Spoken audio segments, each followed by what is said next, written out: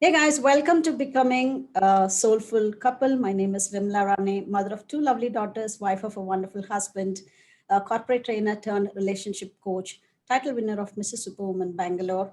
And now we are talking about how to help singles, yet to be married, newly married couple on learning the art of mindful marriage. Modern marriage is suffering, and my mission is to help curate the marriage landscape. And I'm inviting a lot of my friends and well wishers to share their experience about modern marriage, to share their ideas about mindful marriage. And today, I have a very interesting person and friend of mine. We know each other for the past 20 years, and her name is Petulia Joseph. So, to give a brief introduction about her, she's an educator. And Petulia, you can come on the camera. She has been in the field for 26 years, and she's a very, very passionate teacher. She's married for 30 years, and she has a son, very handsome son, who's doing his medicine, and a daughter who's in a high school. And she has lived in Sri Lanka, and currently she's in Ghana and working for Ghana International School. And her philosophy of life is we live, we learn, be positive life, and pick up the good and discard the unwanted. So I'm going to invite Petulia to do her introduction. Hi, Petty. Nice meeting you after a long time.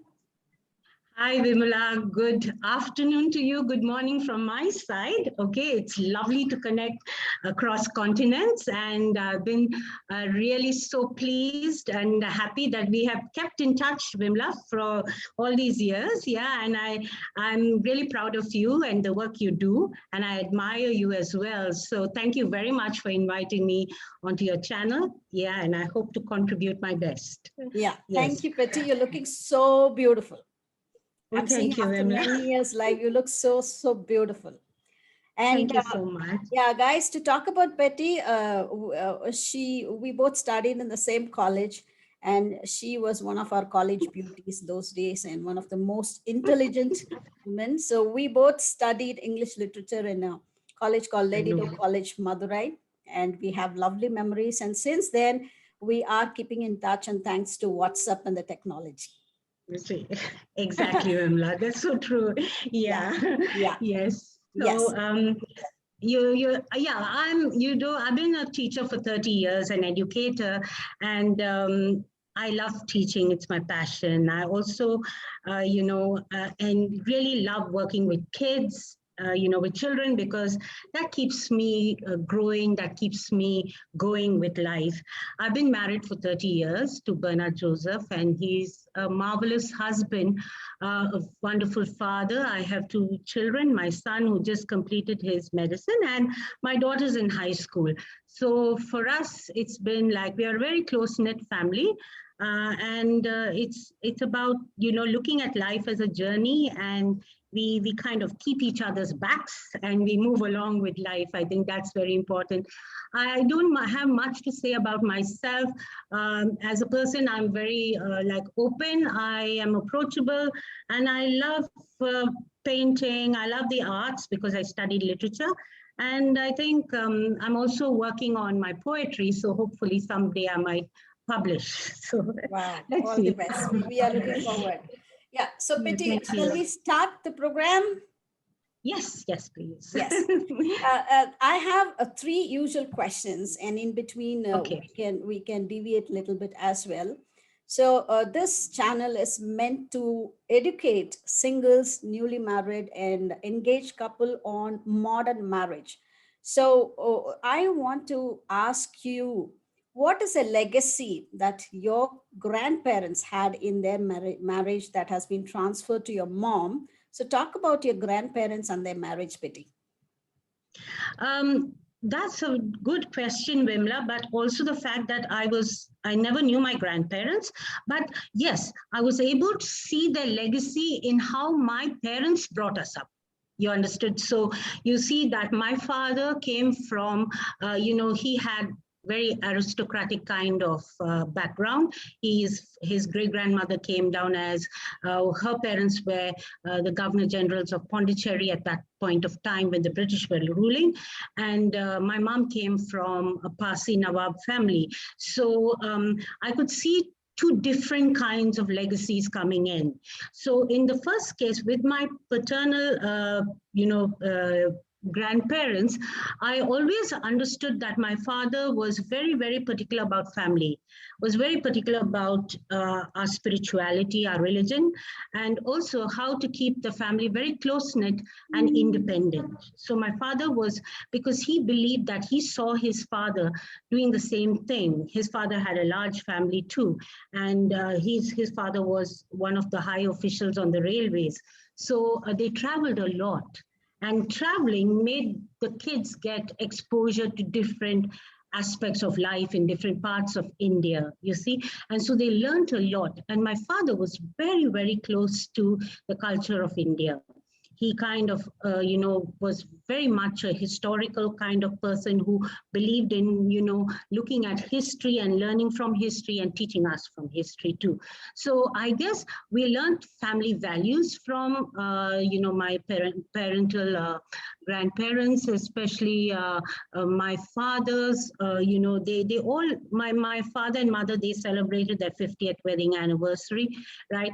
My in-laws also celebrated 50th wedding anniversary. So it's like long-term marriages that are founded on very strong kind of values. And I think that is what, my grandparents would have given to my father and my father gave to us. On my mom's side, I saw a lot of caring, a lot of, values of home, of how we should keep the home front going, of how we build our identities and our individualities, but we also understand that we live as a family. And my mom was like, and through her care and through the way she brought us up, it was very, very relevant to see that her parents would have also done the same thing. Right. So obviously we were unfortunate to see them in reality, but, we learned a lot, I think, and that is the most important thing. And that's what our parents brought into their houses, into their homes, right? The fact that we needed to be molded like that, the way they were molded. And I think that's how I see myself molding my children too. Yeah, so it's just a legacy of values and a system, right? But there's also, I would say that we need to change. There's also the fact that, this is the 21st century and you're talking about 21st century marriages. And 21st century marriages are going to be something that is different. I mean, we were all married in the 20th century, but we lived through it. I mean, we lived through all the changes that have come about. That we've taken on the challenges. We were educated, we basically went through college education and then we went into careers. We faced challenges. And nowadays, the girls are much more stronger than us, Vimala. They're much, much more stronger than all of us, right? Yeah. They basically are educated. They live in a different world altogether, and we have to accept that fact. So girls and boys are changing. And as an educator, I can see that from the 20th century to the 21st century. Yeah. I want to ask one more interesting question. We consider Petty's family as an international family because talk about your sister's brother's marriage. It's a very interesting concept, guys. You have to listen to it. Petty, talk about your home and the marriages of your brothers, sisters, and your marriage. Okay. Yes, my family is quite international in its perceptions and concepts because my elder sister, she married, a Mauritian Hindu. And then I had a brother who married a Muslim, right? And then I had another sister who married a Portuguese of Portuguese descent. Then I have a sister who married a Thai, a Buddhist. And I have a brother who's married a Chinese. And then another brother, a sister who's married, again, a Goan. and my other brother is married to, a Tamil. And then finally, I married a Malayali. He's half Malayali, half Anglo-Indian. So, yeah, my parents, because we were very staunch Catholics, my father instilled a lot of religious values in us. But when it came to marriage, I think my dad, because he was an educator too, he was able to understand that times are changing, and he can't be putting kind of stringent laws and saying you only have to marry this, because he allowed us to make our choices. Of course, my marriage was, I know Vimla must be knowing, how it went with me. There were a lot of admirers, but I really wasn't really prepared to take on anybody, because I was very focused on my studies. And later on, I was being highly influenced by, this kind of women writers, women perspectives, and things like that. But it so happened that I was introduced to my husband through my lecturer, and who happens to be my sister-in-law now. And so it was a very interesting kind of, meeting. I met this guy who I don't know, and he saw me and I saw him, and I thought in my mind, wow, he looks very stable, very good, and I think he will be a good husband to me. And he looked at me and he said, wow, she fits everything that I want in a wife. So, so it happened. So he says he came, he saw, he conquered. So I believe in that theory even up to now, because he still says that. And yeah, and it's been a very, very interesting marriage, because it's been a journey of 30 years. And I think both of us had, he had a vision, and I also believed in his vision of what the marriage should be like, right? And I'm not saying that it was a bed of roses. Nothing's going to be a bed of roses, but you take the challenges, you work around it, and that's how we have worked around our challenges, our kind of whatever came in our paths. And it was always effective communication, it was always understanding, it was always, I mean, I would say, Vimla, that sometimes as women we feel, why should I compromise? But sometimes, right, it's good to compromise, because you're showing the other person you're stronger than the other person to compromise. You see that? And sometimes we do have these ego issues too, right? And, but we come all around it. I mean, who says sorry first? Right? That can be an issue. Who says sorry first? Right? But sometimes the sorry doesn't necessarily have to come from you as a woman. It necessarily has to come from the man too. So if he believes in that, he does it. And I think, I'm not saying that my marriage is fairy tale. I probably create it I want it to be beautiful, right? And so I put in as much beauty, as much of myself, as much as my husband does. He's highly hardworking, he's highly goal-oriented. And so I understood all that when I married him. And honestly, to tell you, I learned to love. Okay, it was like, maybe I took the path that I didn't want to fall in love before marriage, but I learned to love after marriage. And I think it's been a beautiful experience, because, you are in the marriage with a commitment, and you kind of say, okay, if this is not working, let's see how we can work it out better, right? And we push it right to that way. So I think, and my husband has always been this way, we need to live an independent life. Yeah, we respect family, we will support extended family, but when it comes to decisions, it is you and me who make our own family decisions. So I think it's a very 21st century kind of concept.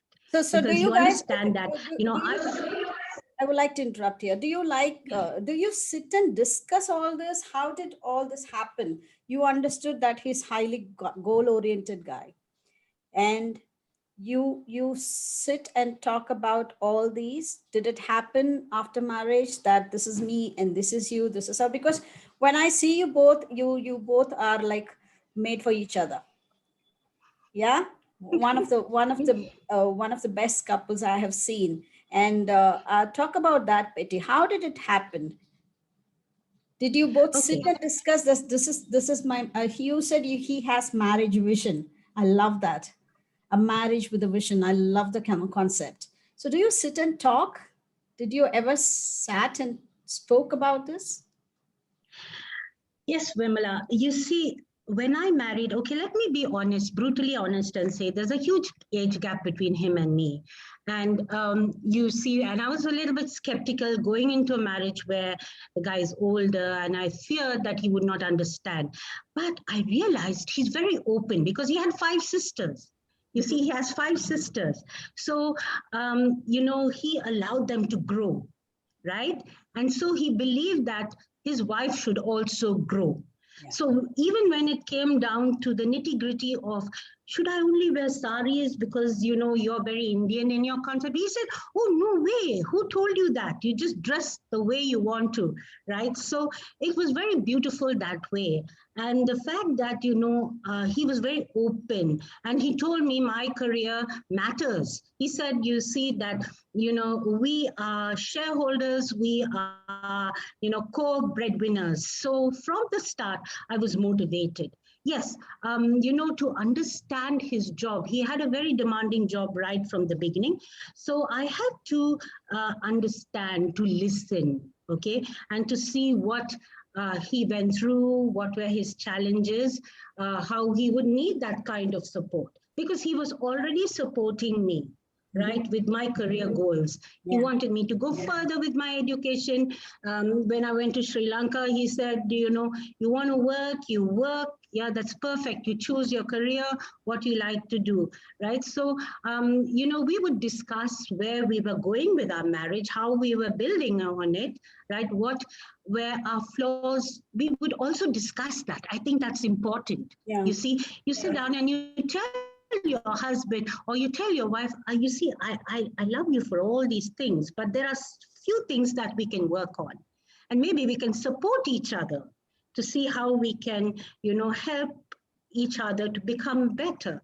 So he used to take me a lot out for his social dinners and things like that. And I realized that it was a big kind of position he was holding. And as a person, I had to understand. So I would say that understanding is key, even in the 20th century, understanding of what your partners are going through with their careers, with their personal lives. Okay, we have to be mindful about that, because Yeah. it's very important. It helps them grow. So when I saw these kind of things, his thing, I began to realize that I need to build on, because I told you it's a year, I have a huge year, years of gap between us. But I learned to understand that, I need to be a little more mature in the ways I behave sometimes, you see. And I began, and he also understood that he has to come down to my level, right?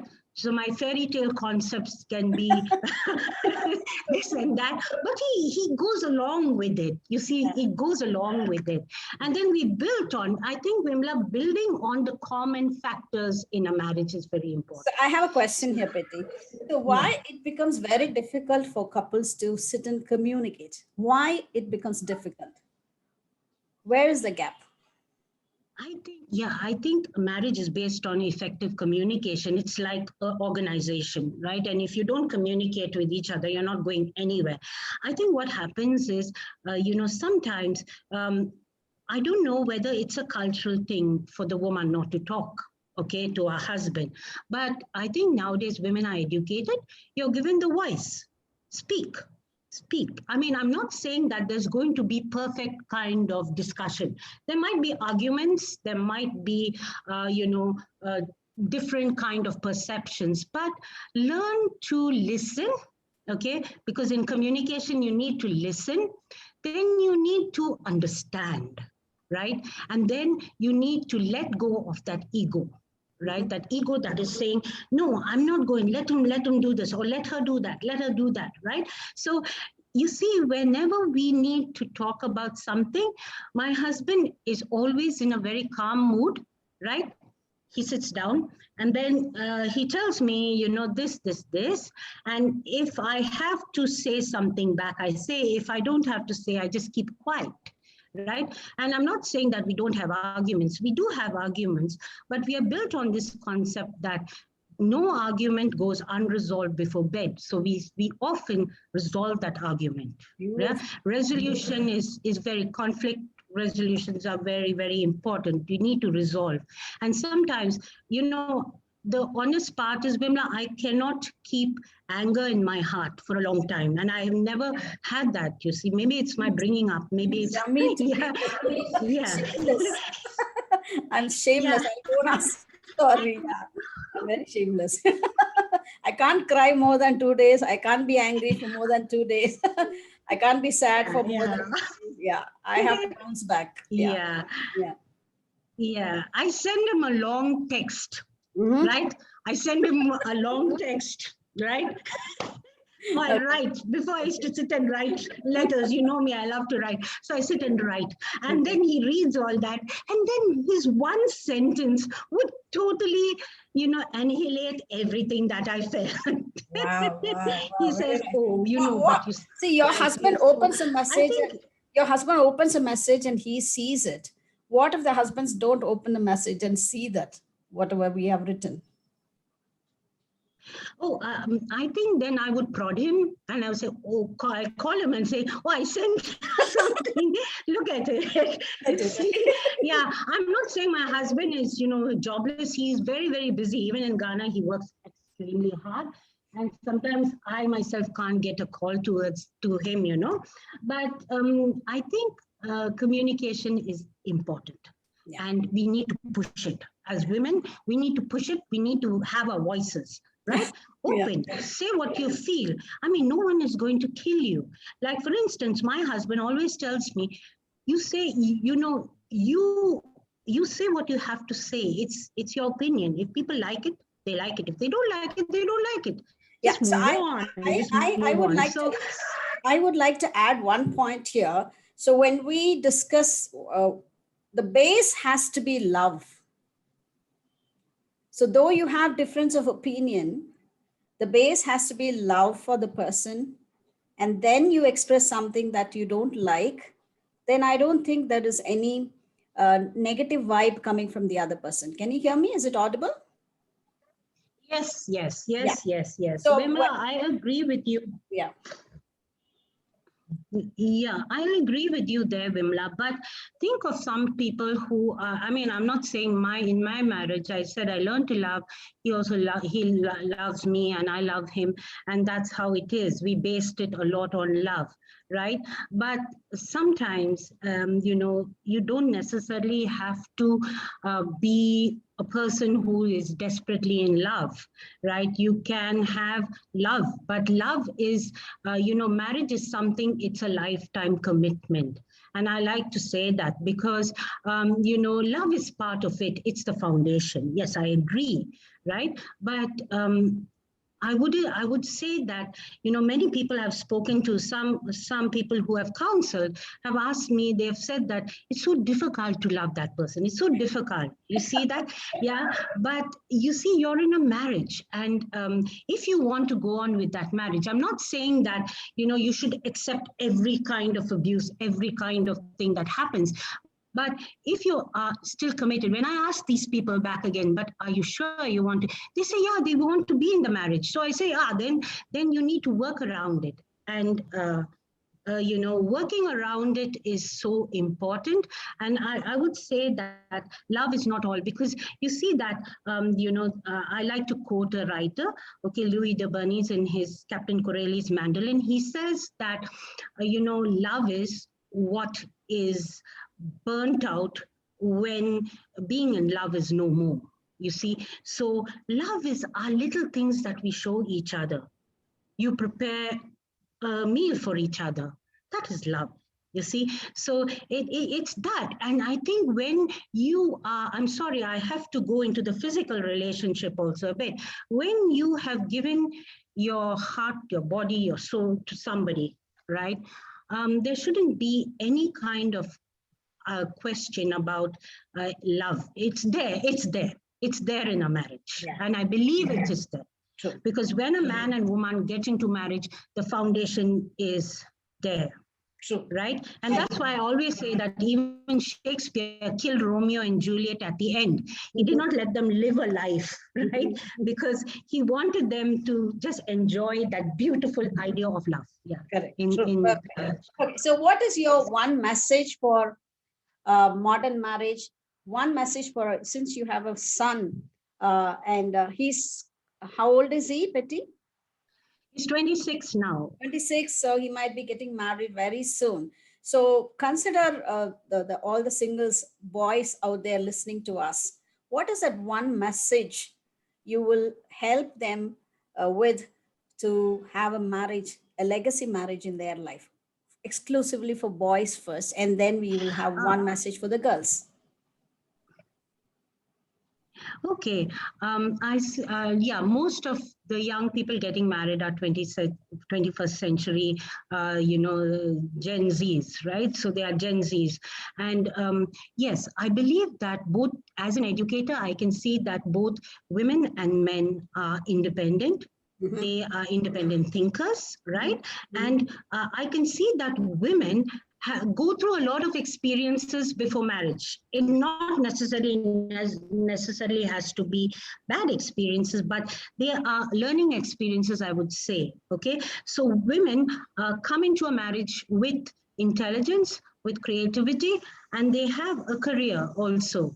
So I think the boys have to be more understanding. In other words, to see that, you want a wife. What kind of wife would you want? A wife who is going to really, be the pride of you, and that's important. Okay, because she would definitely look at you as the as somebody who you would, she would appreciate, right? Found that, ultimately, what our parents teach us, we do, we learn. And even though women go through a lot of stresses before marriage, they kind of blend in and they become very, very successful career women, and they are intelligent. So we need to respect that, boys. We need to respect the intelligence. I tell my son that always know that your wife is going to be a co-partner in anything, right? Whether you marry a doctor, whether you marry whoever, it's going to be both of you putting food on the table together. So you have to accept that fact, right? And for people who live in kind of extended families with extended families, it's always necessary that you need to, to make people understand or let people know that your wife is like you, who is career oriented. She would definitely want to work. Like her parents have invested in money for her education, and why not? Right? She's anyhow going to be a contributor. She's already going to be a contributor. I might not earn as much as my husband does, but my little contribution is big time. You see, it makes him proud. It makes me feel proud. It makes my children feel proud. So I think nowadays young men should accept the fact that women, they are very strong. I would use the word strong. Yeah, they are very strong. Okay, they are mentally strong, and they can also be physically strong because they are very, they go through physical training and they want to keep their bodies perfect. You see, so they are very strong. And most of the time, let me also say that most of the time, they're also very resilient, Vimla. They're very resilient, the girls. Right? The girls are very resilient, and they kind of, whatever happens to them, they don't take it just lying down. They react, right? In ways that they prefer to do. And I think, and that's because even our education system is allowing the women to gain that power. So I'm not saying that it's going to be a power struggle, boys, but it's very important to balance that, to understand that, I'm a human being, my wife is a human being, and we are in this marriage together. And if we set about a vision, a goal, find the common kind of places where you can work around, and everything will just work perfectly well. I mean, that is important. And What is a message for the I don't girls? think that any boy should look down on a girl and say, oh, but you're, yeah, the message I would say is that, as girls, be strong, right? Keep your career goals high. I mean, I might sound a little bit, on the other side, but still, I believe that for every woman, you need to have a certain identity for yourself and to work on your marriage. It's not like, because I'm working, I need to have a huge ego and think my husband is not important. No, right? There are many times I'm using my examples, girls, because I think it's important. Many times that I hold high positions in my teaching career as well, and I would come home and discuss with my husband.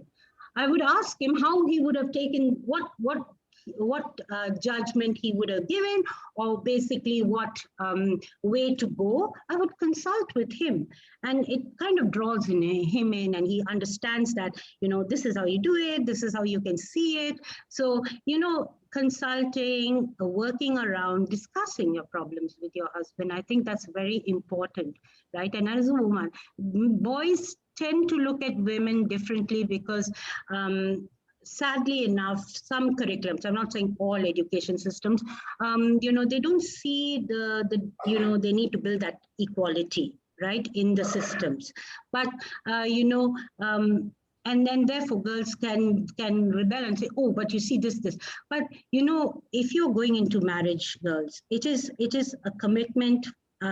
It's about being a woman, it's being a mother, okay, and then later on being a mother-in-law. It's being you're taking a legacy with you, and that's so important, and living that legacy is important too. So bring out the inner beauty in you, and I'm sure that no man will reject you, or no man will feel inhibited with you, right? But be yourselves. That is important. You need to be yourself. Yeah. And my daughter is a very strong girl, even though she's in high school.